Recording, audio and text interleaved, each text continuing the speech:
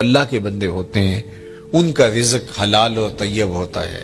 دیکھو میری اور آپ کی قسمت میں جو لکھا ہے وہ ہمیں ہر صورت میں ملے گا۔ اب اس کو حاصل کرنے کے لیے ہم طریقہ حلال اختیار کرتے ہیں یا حرام کرتے ہیں، تو وہ طریقے کی وجہ سے وہ رزق حلال یا حرام ہو جائے گا۔ تو جو میرے مقسوم ہے وہ مجھے مل کے رہے گا۔ صحیح حدیث پاک ہے کہ جب بچہ شکم مادر میں 120 دن کا ہوتا ہے تو فرشتہ آ کے 3 چیزیں لکھ دیتا ہے، اس کا رزق بھی لکھ جاتا ہے، اس کی عمر بھی لکھ جاتا ہے، اس کا شقی اور سعید ہونا بھی لکھ جاتا ہے۔ میرے والد گرامی رحمت اللہ تعالی علیہ جب میں شعور کی آنکھ کھولی تو مجھے بارہا کہتے تھے کہ رزق تو اللہ نے کتے کا بھی لکھا ہے، تم تو انسان ہو، تو رزق لکھا ہوا ہے۔ مجھے اور آپ کو جو بھی مل رہا ہے وہ اس لکھے سے نہ کم مل رہا ہے نہ زیادہ مل رہا ہے، وہ لکھا مقسوم رزق ہے، اس کے اندر کمی بیشی نہیں ہے۔ ہاں اگر ہم خیر کے اعمال کریں گے اس میں برکت ہوگی، وہ مبارک ہو جائے گا، لیکن وہ مقسوم لکھا ملے گا۔ اب اس کو حاصل کرنا کیسے ہے؟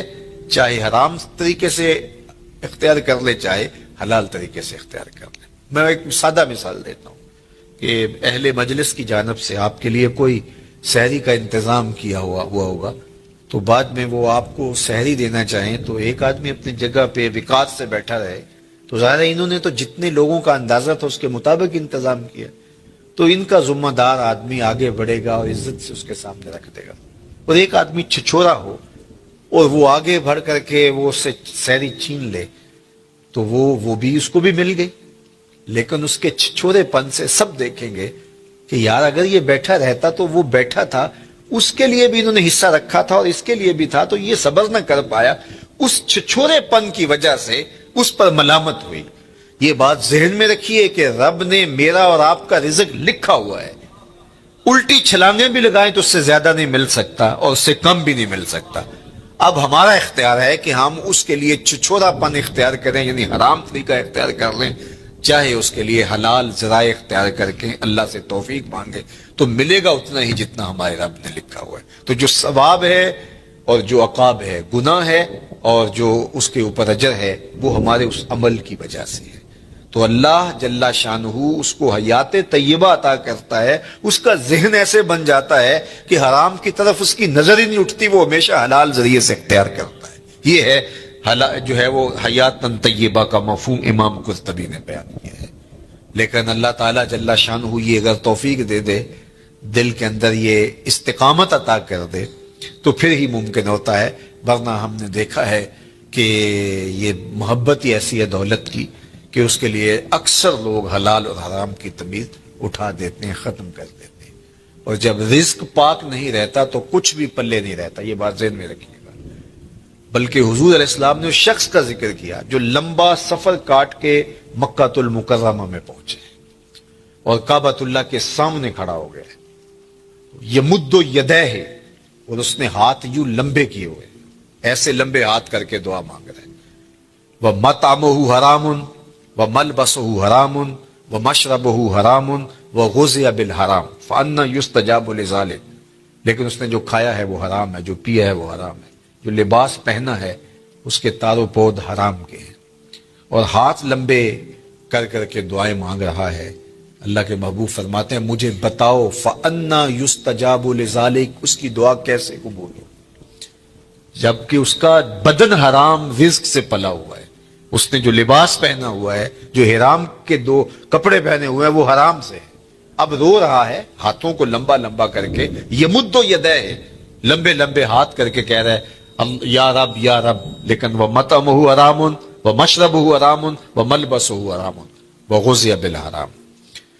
تو پھر بلکہ علماء نے یہ لکھا کہ اگر رزق پاک نہیں رہتا تو اپنی دعائیں تو قبول نہیں ہوتی، نیک لوگوں کی دعاؤں سے حصہ بھی نکال دیا جاتا ہے۔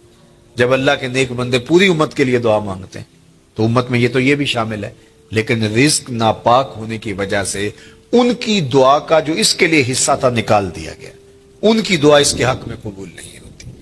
تو حلال جو ہے وہ حیاتاً طیبہ کا امام قرطبی نے دوسرا مفہوم بیان فرمایا کہ رزق حلال اللہ اس بندے کو نصیب فرماتا ہے۔ اللہ اکبر۔ تو اس کا ایک معنی، ایک مفہوم یہ بھی بیان فرمایا گیا کہ صبر کی توفیق، اور ایک مفہوم یہ بھی بیان فرمایا گیا استقامت علی الدین، دین کا پر استقامت، اور دین پر چلنے کی توفیقات کا نصیب ہونا۔ بعض لوگوں کو توفیق خیر کی نصیب نہیں ہوتی، اور وہ نیکی کا کام کرنا چاہیں بھی تو نہیں کر پاتے، اسباب ہی نہیں کو اس طرح کے، چونکہ یہ جو ہمیں اچھائی کی، نیکی کی توفیق ملتی ہے، یہ بھی اس کے کرم سے ملتی ہے۔ میری توفیق بھی تیرے کرم کا صدقہ، یہ قدم اٹھتے نہیں اٹھائے جاتے۔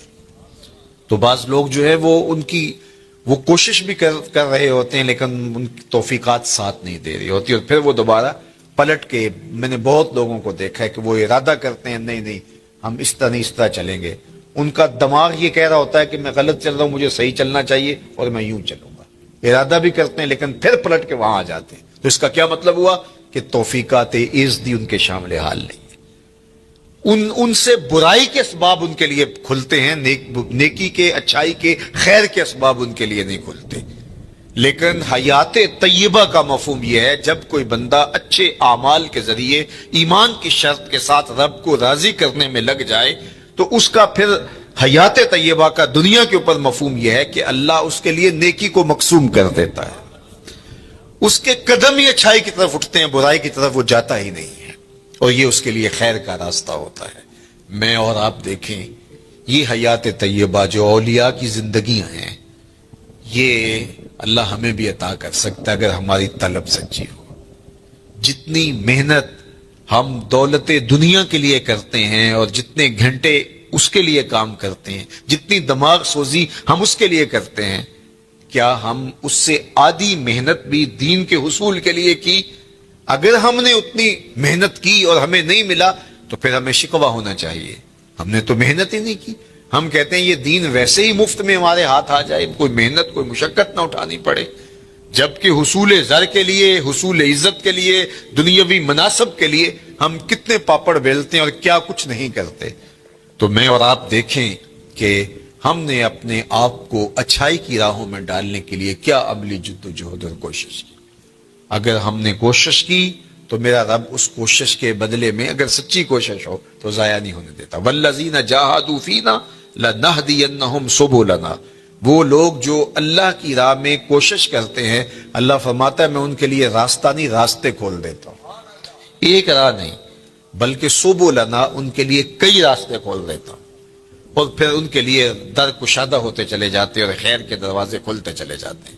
تو کسی کے لیے توفیقات الہیہ کا حاصل نہ ہونا، اور خیر کے دروازوں کا نہ کھلنا، اور شر کے دروازے ہی ان کے لیے کھلتے رہنا، تو یہ کسی شخص پر اللہ کا قہر و غضب ہے اور اللہ کی ناراضگی کی دلیل ہے، اور اس کو جو ہے وہ سارے کام کاج چھوڑ کے سچی توبہ کرنی چاہیے، تاکہ اس کے لیے خیر کے در کشادہ ہوں، اچھائی کے در کشادہ ہوں۔ یہ دنیا، یہ زندگی، یہ کائنات جس میں ہم رہ رہے ہیں، یہ ہمارا مقصود نہیں ہے، یہ بات ذہن میں رکھیے گا۔ اللہ تعالیٰ جل شانہ نے مقصود اپنی رضا کو ہمارا بنایا ہے، اور ہم یہاں دنیا میں آئے ہی اسی لیے ہیں۔ یہ دنیا بوائی کا موسم ہے، آخرت کٹائی کا موسم ہے۔ بوائی کے موسم میں جو کسان مٹی سے مٹی ہو جاتا ہے، کٹائی کے موسم میں فصل وہی اٹھاتا ہے، اور بوائی کے موسم میں جس نے جو ہے وہ ہل چلایا نہیں اور بیج ڈالا نہیں، سہاگا دیا نہیں، جڑی بوٹیاں تلف نہیں کی اور پانی نہیں ڈالا، تو کٹائی کے موسم میں وہ فصل نہیں اٹھا سکے گا۔ دنیا کو آخرت کی کھیتی کہا گیا ہے۔ خوش نصیب اس دنیا کو آخرت کے لیے گزارتے ہیں۔ وہ دنیا تو گزر ہی جانی ہے، یہ روزے کا مہینہ ہے، تو جو روزہ نہیں رکھتا دن تو اس کا بھی گزر جاتا ہے، اور جو روزہ رکھ کے گزارتا دن اس کا بھی گزر جاتا ہے۔ حضرت داتا گنج بخش علی حجویری علیہ رحمہ کے شیخ ابو الفضل الختلی فرماتے ہیں، دنیا یومن ولنا فیہا صومن، دنیا ایک دن ہے، ہم روزہ رکھ کے گزار رہے ہیں، گزر تو ہماری بھی جائے گی، اور جس نے عیش و عشرت میں گزاری گزر تو اس کی بھی جائے گی، لیکن آخرت کے مقابلے میں یہ دنیا ہے کتنی؟ اللہ اکبر، یہ ساری زندگی کتنی ہے؟ 60 سال، 70 سال، یہی ٹوٹل زندگی ہے نا، آج تو یہی زندگی ہے، چلو 100 سال لگا لیجئے گا، اور آخرت کا ایک دن مقدارہ 50,000 سنہ، قرآن نے کہا کہ آخرت کے ایک دن 50,000 سال کے برابر ہوگا. 50 سال کے برابر نہیں، 100 سال کے برابر نہیں، 50,000 سال کے برابر ایک دن. اور یہ ساری زندگی 60 سال کی، اور اس میں بھی 8 گھنٹے روز سوئیں تو تیسرا حصہ تو سو کے گزار دیا. تو اگر 60 سال زندگی ہے، 20 سال تو گزر گئے. 20 سال سو کے گزارے، باقی 40 سال ہے. اس میں کوئی بچپن کی مدہوشیاں، کوئی بڑھاپے کے دھکے. روزانہ 1 گھنٹہ بھی واش روم میں گزارے، 2 سال تو یہ بھی نکلتے. میرے ایک دوست نے مجھے حساب نکال کے دیا کہ 17 سال بچتے ہیں اگر 60 سال زندگی. چلو 25 سال لگا لیں، 30 سال لگا لیں. وہ قصاب کہتا ہے یہ جو آپ کو جانور دے رہے ہیں نا، قربانی کے دن آ رہے ہیں آگے، وہ کہتا ہے یہ جو آپ کو بیل دے رہے ہیں یہ ویسے 5 من کا ہے، لیکن صافی گوشت 3 من نکلے گا. 2 من انتڑیوں میں چلا جائے گا، وہ سر اور پاؤں میں چلا جائے گا، باقی صافی گوشت جو ہے وہ 3 من ہے. زندگی یوں تو 60 سال کی ہے، لیکن صافی زندگی 30 سال کی، 25 سال کی، 20 سال کی، یہ ہے زندگی. اور وہ بھی ٹینشنوں سے بھری ہوئی، شریکوں نے مار دیا، کچھ چھوڑا ہی نہیں ہے. پریشانیاں، دکھ، خزیاں، ٹینشنیں ہر وقت بھاگم بھاگ. چلو تخت پہ بیٹھ کے بھی گزاری. تو 60 سال زندگی میں سے 30 سال گزارے. صرف 30 سال یہی احتیاط سے گزارنے تھے، یہ نہ گزار سکا. اور وہ زندگی، اس کا پہلا دن مقدارہ 50,000 سنہ، 50,000 سال کے برابر ایک دن. ذرا حساب لگائے نا اس، اور وہ صرف ایک دن. اس کے بعد مینڈے کی شکل میں موت کو لا کے ذبح کر دیا جائے گا. موت آ گئی، موت کو بھی موت آ گئی، قصہ تمام. جہنم میں ہے تو پھنس گیا، مر بھی نہیں سکتا. اب تو مرنے سے بھی رہا نا. دنیا میں تو لوگ خودکشی کر لیتے ہیں، لوگ کیا کچھ نہیں کرتے. اب تو گھبرا کے یہ کہتے ہیں کہ مر جائیں گے. مر کے بھی چین نہ پایا تو کدھر جائیں گے. تو وہاں پھر موت بھی نہیں ہے. اور جن کو جنت کی راحت نصیب ہو گئی، پھر جو ہے وہ ان کے لیے ابدی اور سرمدی زندگی، نہ ختم ہونے والی. تو ذرا دیکھیے یہ زندگی کیا ہے، صحرا میں پڑے ہوئے ایک ذرے کے برابر بھی نہیں ہے. اور وہ زندگی نہ ختم ہونے والی، نقطہ انجام ہی نہیں. یہ زندگی اچھی گزرنی چاہیے. میں نہیں کہتا کہ یہ زندگی اچھی نہ گزرے، لیکن فرض کرو اگر اچھی نہ بھی گزری تو گزر ہی جائے گی نا. میر تقی میر نے کہا تھا، وہ ریشموں کم خواب میں سرمست ہیں تو کیا ہوا، رات اس کی بھی کٹ گئی جو کہ اور تھا. برہنہ بدن تھا، سردیوں کی رات تھی، زخم لگے تھے بدن پہ، بخار نے جو ہے وہ بےتاب کر رکھا تھا، اور کوئی باہر ریت کے اوپر پھینک گیا. کتنی لمبی رات ہوگی اس بیمار کے لیے جس کا کوئی تیماردار بھی نہیں ہے. ریت پہ کوئی پھینک گیا، بدن پر زخم ہے، چور ہے بخار سے، سردیوں کی لمبی رات ہے. سحر لانا کوئی آسان ہے؟ اللہ اکبر. جوئے شیر لانا، وہ جو غالب نے کہا تھا، وہ جوئے شیر لانے کے مترادف ہے. لیکن آخر کٹ ہی گئی نا. جتنی بھی لمبی رات ہے، نقطہ انجام تو ہوگا نا. لیکن وہ رات پڑ گئی تو اس کا نقطہ انجام نہیں ہے، وہ ختم ہی نہیں ہوگی. چونکہ موت کو بھی موت آ گئی، تو اس سے بڑا احمق کوئی نہیں جو اپنی آخرت کو برباد کرتا ہے. یہ دنیا سواریں، اچھی دنیا زندگی گزاریں، اللہ کی دی ہوئی نعمتوں سے بھرپور تلذذ حاصل کریں، لیکن آخرت کے سودے پر نہیں، آخرت کی قیمت پر نہیں. تو اللہ جل شانہ حیات طیبہ اپنے بندوں کو دیتا ہے کہ وہ اس زندگی کو آخرت کے لیے گزارتے ہیں. جہاں جتنا رہنا ہو وہاں اس حساب سے انتظام کیا جاتا ہے. میں ایک دفعہ اٹلی سے گزر رہا تھا تو مجھے وہاں کچھ نوجوان منڈی بہاؤالدین کے کہنے لگے کہ آپ ہمارے ساتھ اگر چائے پی لیں. تو میں نے کہا چلتے ہیں. تو ان کے ہاں چائے پینے گیا تو وہ چھوٹا سا گھر تھا ان کا، اور جس میں کوئی تقریباً 20-25 نوجوان رہ رہے تھے. وہ جو ہے وہ انہوں نے چارپائیاں جوڑ کے یوں رکھی ہوئی تھیں اور اپنا کھانا بھی پکاتے تھے. تو میں حیرت زدہ ہوا اور میں نے کہا کہ آپ 20-25 سے چھوٹے سے گھر میں رہ رہے ہیں تو کوئی بڑا گھر لے لیں. تو وہ مجھے ہنس کے کہنے لگے حضرت ہم یہاں کمائی کرنے آئے ہیں، عیش نہیں کرنے آئے. تو آپ اگر آئے نا ہمارے علاقے منڈی بہاؤالدین میں تو ہمارے 6 کنال کے بنگلے بن رہے ہیں. تو میں نے کہا یہی تو میں سمجھانے آیا کہ جہاں جتنا رہنا ہو وہاں اتنا انتظام کیا جاتا ہے. تو دنیا میں جتنا رہنا ہے ہم اتنا انتظام کریں. اصل ہماری منزل آخرت ہے، ہم وہاں پلٹ کے جانا ہے، وہاں ہمارے لیے تیاری ہو رہی ہو. یہ جہاں بھی اچھا وہ جہاں بھی اچھا، لیکن اس دنیا کو اس آخرت کی قیمت پہ نہیں گزارنا۔ یہی ولایت ہے، یہی اللہ کے ولی کرتے ہیں، وہ اس دنیا کی زندگی کو آخرت کے لیے گزارتے ہیں۔ تو پھر یہ زندگی بھی خوشحال، جب یہاں ہم جاتے ہیں 4 دن کے لیے 5 دن کے لیے تو جو ہے وہ خوش جاتے ہیں، خوش آ جاتے ہیں، نہ وہاں ان کے ملک کو چھوڑ کے آنے میں دکھ ہوتا ہے، نہ کوئی پریشانی ہوتی ہے، اس لیے کہ ہم آئے ہیں 4 دن پھرنے کے لیے، سیر کرنے کے لیے، واپس چلے گئے۔ لیکن اگر ڈیرا جما لیں تو پھر چھوڑنا بھی کتنا مشکل ہے۔ تو اللہ والوں کو دنیا چھوڑنا بھی اوکھی نہیں ہوتی، اس لیے کہ انہوں نے دل ہی نہیں لگایا ہوتا۔ بلال حبشی رضی اللہ تعالیٰ عنہ کا جب آخری وقت آیا، سانس ٹوٹنے لگی تو زوجہ سرانے بیٹھی تھی، تو اس نے کہا واہ حزن ہو، ہائے افسوس، میرا شوہر مجھ سے جدا ہو رہا ہے۔ تو بلال حبشی رضی اللہ تعالیٰ عنہ کی ابھی سانسیں باقی تھی، تو آپ نے پلٹ کے اپنی بیوی کو دیکھا، کہا یہ کیا کہہ رہی ہو، واہ حزن ہو، ہائے افسوس۔ کہا ہاں آپ جا رہے ہیں، تو کہا نہیں یوں نہ کہو، بلکہ کہو واہ تربا ہو غدن القا محمدم و اصحابہ ہو۔ کہا مبارک ہو، میں تو اپنے آقا سے ملنے جا رہا ہوں۔ پھر موت جو ہے وہ تحفۃ المومن بن جاتی ہے۔ حضرت ابراہیم علیہ السلام کے پاس جب جبریل امین اسرائیل علیہ السلام آئے نا روح قبض کرنے کے لیے، تو کہا کدھر آئے ہو؟ کہا قبض روح کے لیے آیا ہوں۔ کہا واہ کمال ہے، میرا رب مجھے اپنا خلیل بھی کہتا ہے۔ خلیل عربی میں کہتے ہیں گوڑے دوست کو، وہ کہ جگری یار جس طرح ہوتا، تو وہاں تو یہ لفظ نہیں بولے جائیں گے، خلیل کہتے ہیں گہرے یار کو، گوڑے یار کو۔ تو اللہ نے حضرت ابراہیم کو اپنا خلیل بنایا۔ حضور فرماتے ہیں اگر اللہ کے علاوہ میں کسی کو خلیل بناتا تو ابو بکر کو بناتا، میرا خلیل صرف اللہ ہے۔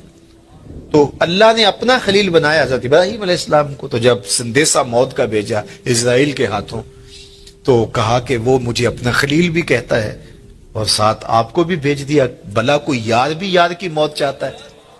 کیسا بھی کبھی ہوا ہے کوئی یار یار کی موت چاہے؟ تو کہا میں تو حکم کا پابند ہوں، حکم لے کے آ گیا اللہ کا، تو میں پھر چلا جاتا ہوں، جا کے پوچھتا ہوں کہ تیرا بندہ یہ کہہ رہا ہے۔ تو بارگاہ عزتی میں حاضر ہوئے کہ مالک تیرے خلیل نے یہ کہا ہے، کوئی یار بھی یار کی موت چاہتا ہے؟ کہا پھر جا اور میرے خلیل کو میرا سلام دے اور کہہ کہ کبھی ایسا بھی ہوا ہے یار بلائے کوئی ملنے بھی نہ آئے؟ تو کہا کہ پھر دیر نہ کر، روح قبض کر لے۔ پھر روح بےتاب ہو گئی، جلدی کر۔ تو پھر دنیا پہ رہنا بھی کمال ہے، دنیا سے جانا بھی کمال ہے۔ فَلَنُحْيِيَنَّهُ حَيَاتًا طَيِّبَةً، پھر ستھری زندگی، ورنہ اس زندگی کے ہاتھوں لوگ تنگ ہوتے ہیں۔ وہ ساغر صدیقی نے کہا تھا کہ زندگی کاٹی ہے جبر مسلسل کی طرح، جانے کس جرم کی پائی ہے سزا یاد نہیں۔ تو پھر کہیں گے زندگی تو جبر مسلسل ہے، زندگی ہے یا کوئی طوفان ہے، ہم تو اس جینے کے ہاتھوں مر چلے۔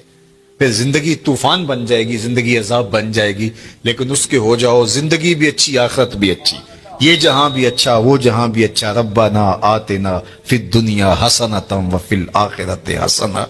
تو اللہ کا ولی اس جہاں میں بھی خوش ہوتا ہے، اس جہاں میں بھی خوش ہوتا ہے، حیات طیبہ اس کو عطا کر دی جاتی ہے۔ اللہ صاحب مزار کے درجات کو بلند فرمائے۔ شاد فرمائے من عمل صالحا من ذکر او انثى وهو مؤمن فلنحيينه حیاتا طیبہ، جو کوئی اچھے عمل کرے چاہے مرد ہو چاہے وہ عورت ہو، شرط ہے کہ وہ ہو مومن۔ فَلَنُحْيِيَنَّهُ حَيَاتًا طَيِّبَةً، ہم اسے ستھری اور پاکیزہ زندگی عطا کر دیتے ہیں۔ حیات طیبہ، پاکیزہ زندگی ان افراد کا، ان لوگوں کا مقصود ہے جو اپنی زندگی اللہ اور اس کے رسول کے لیے وقف کر دیتے ہیں۔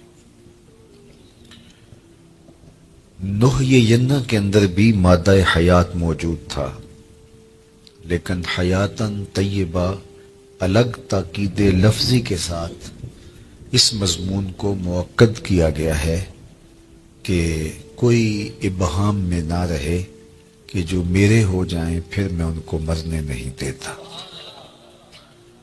ان کو ابدی اور سرمدی فیضان نصیب کیا جاتا ہے، اور زمانے مٹ جاتے ہیں، زمانے پہ آنے والے لوگوں کے نشان باقی نہیں رہتے، لیکن ان کے نشانات میں مسخ نہیں ہونے دیتا۔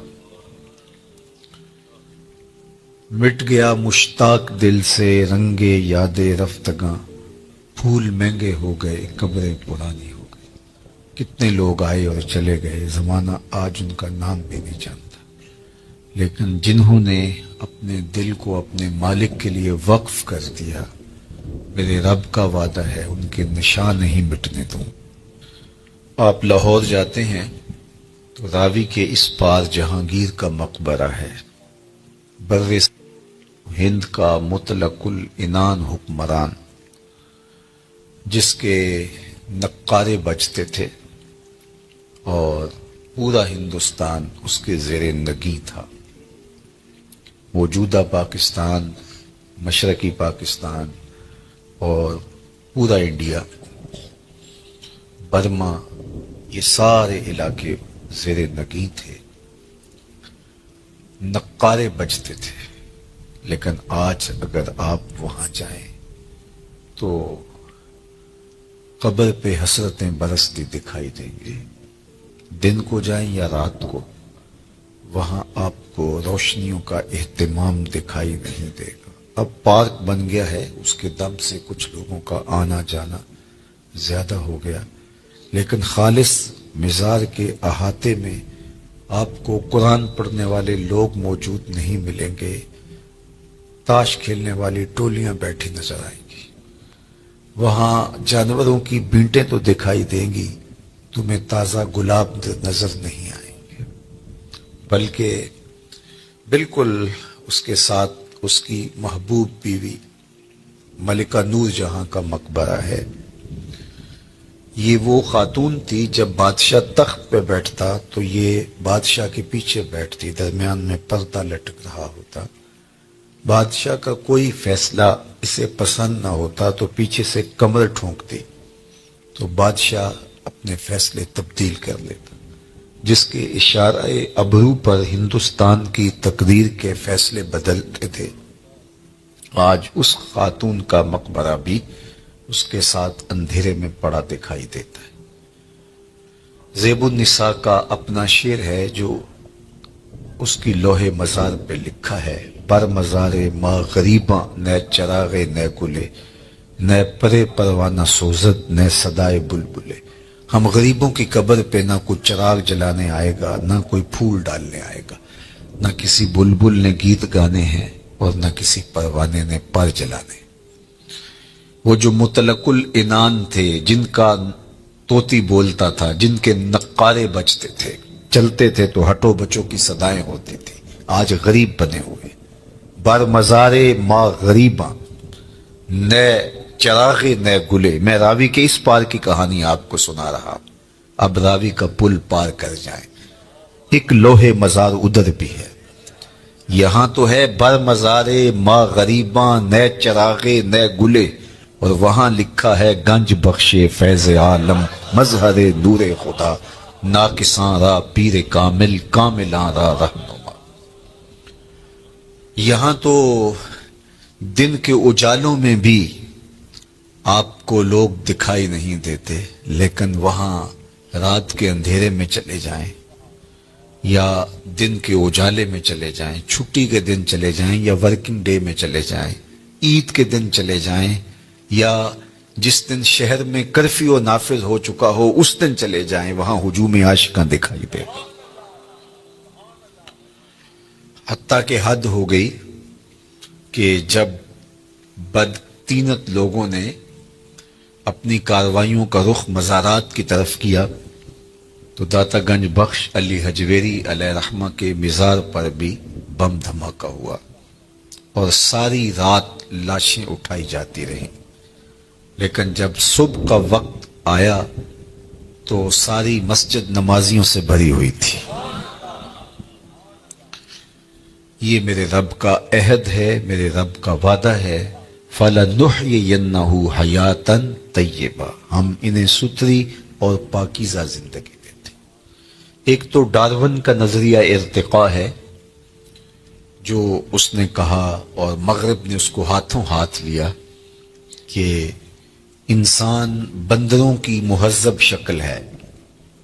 وہ کہتا ہے کہ یہ تہذیب پاتے گئے وقت کے ساتھ ساتھ اور آج موجودہ شکل میں ہے، یہ ہے اس کا نظریہ ارتقاء، کہ وقت کے ساتھ ساتھ جانور ترقی پاتے پاتے انسان کے روپ میں آ گئے، اور آج وہ بولتے بھی ہیں، معافی ضمیر کو بھی نوک زبان پہ لے آتے ہیں، ایجادات بھی کر رہے ہیں، لیکن ان کی جو ابتدا ہے صدیوں قبل، وہ کہتے ہیں کہ یہ بندروں کی مہذب شکل ہے اور باقی جانوروں کی مہذب شکل ہے، اور اس پر وہ دلائل دیتا ہے۔ اور ایک زمانے میں تو اس کے ارتقائی نظریے کو بڑی پذیرائی بخشی گئی، ہاتھوں ہاتھ لیا گیا، لیکن قرآن نے انسان کے عالی مرتبت آغاز کا ذکر کیا ہے کہ ابھی اس کا خمیر گویا جا رہا تھا، فرشتوں کی پیشانی کو سجدے کے لیے تیار کیا جا رہا تھا، اس کا آغاز ہی خوبصورت ہے۔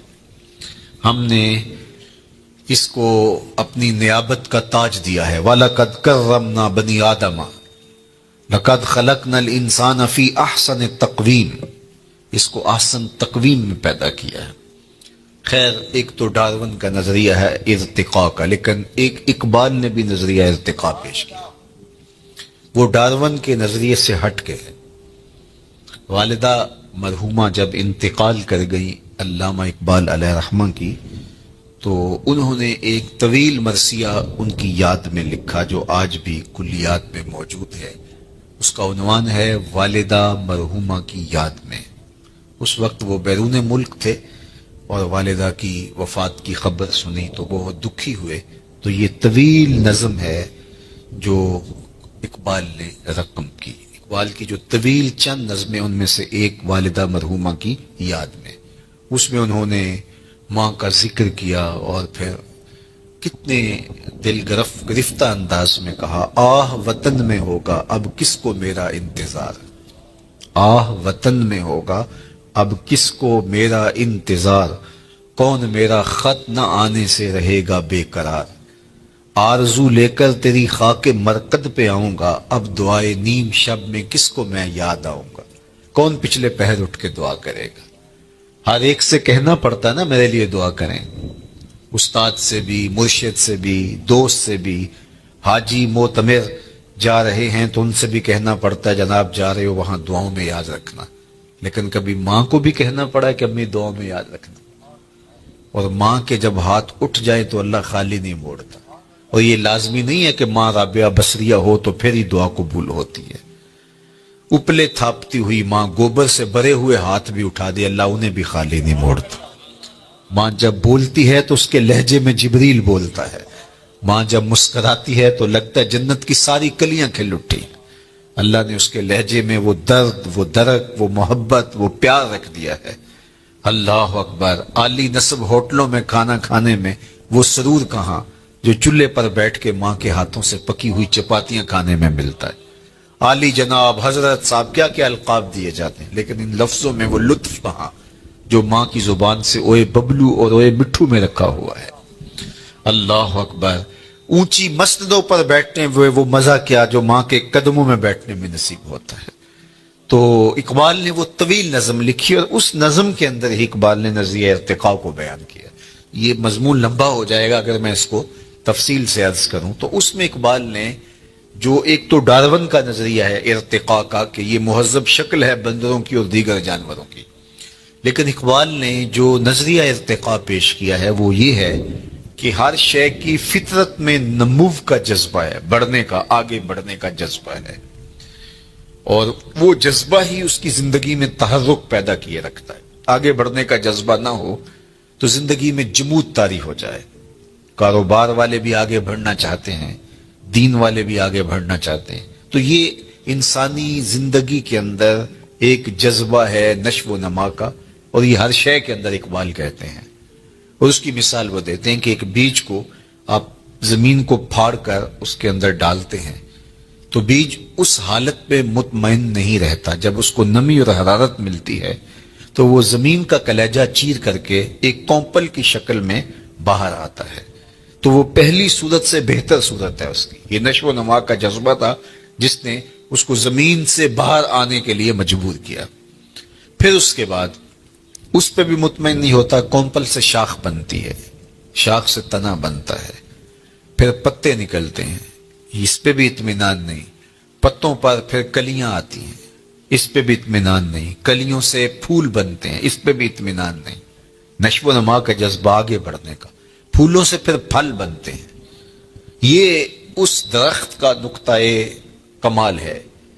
اب جب اس نشو و نما کا جذبہ اس کی فطرت میں موجود ہے اور آگے وہ بڑھ نہیں سکتا، پھل سے آگے کدھر جائے، تو وہ پھل پک کے دوبارہ پھر بیج بنتا ہے اور پھر دوبارہ تہے مزار آتا ہے، دوبارہ پھر جو ہے وہ زمین میں آتا ہے، اور زمین میں آ کے پہلے ایک تھا، اب وہ باغ کی شکل میں نمودار ہوتا ہے۔ تو یہ فطرت ہے ہر شے میں۔ اقبال نے مثال جو ہے وہ درخت سے دی، فطرت ہستی شہید آرزو رہتی نہ ہو۔ اگر آپ کی توجہ ہو، فطرت ہستی شہید آرزو رہتی نہ ہو، خوب تر پیکر کی اس کو جستجو رہتی نہ ہو، موت کو سمجھا ہے غافل اختتام زندگی، یہ ہے شام زندگی صبح دوام زندگی، اور یہی ہے فَلَنُحْيِيَنَّهُ حَيَاتًا طیبہ۔ کہا جو میرے ہوتے ہیں پھر میں ان کو مٹنے نہیں دیتا، ان کو ایسی زندگی دیتا ہوں کہ جو قابل رشک ہوتی ہے۔ زمین پر چلنے والے بھی وہ اعزاز نہیں رکھتے جو قبروں کے اندر موجود رہنے والے اعزاز والے۔ اللہ اکبر۔ تو جو ان سے وابستہ ہو جائے، اللہ اس کے رسول سے وابستہ ہو جائے، ان کو پھر وہ مٹنے نہیں دیتا، ورنہ دنیا کے اوپر شہنشاہوں کے نام مٹ گئے۔ میں آپ سے پوچھوں، جس زمانے میں میرے حضور تشریف لائے تھے اس زمانے کے خاقان کا نام کیا تھا؟ تو شاید آپ معذرت کر لیں کہ ہمارا تاریخ کا مطالعہ تو ضرور ہے، لیکن اتنی گہرائی کہ ہم نام تک یاد رکھیں یہ نہیں ہم بتا سکتے۔ چلو میں پوچھتا ہوں، اس دور کے کیسر کا نام کیا تھا؟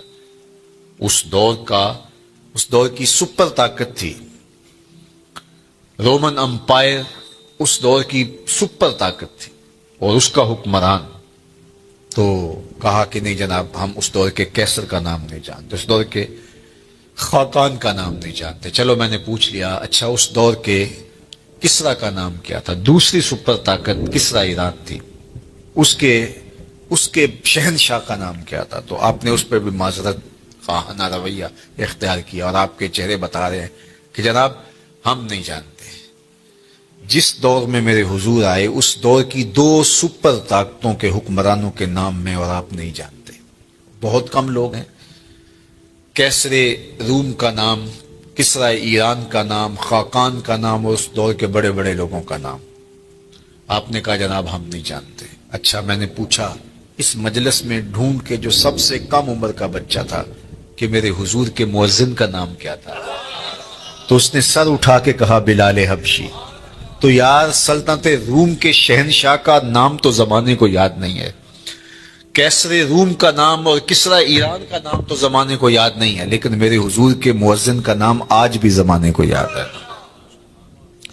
اللہ اکبر۔ میں ساری دنیا تو نہیں گھوما، لیکن آدھی کے قریب تو دنیا میں نے دیکھی ہے۔ جس ملک میں بھی گیا ہوں بلال حبشی کے نام کی مسجد ضرور دیکھی ہے۔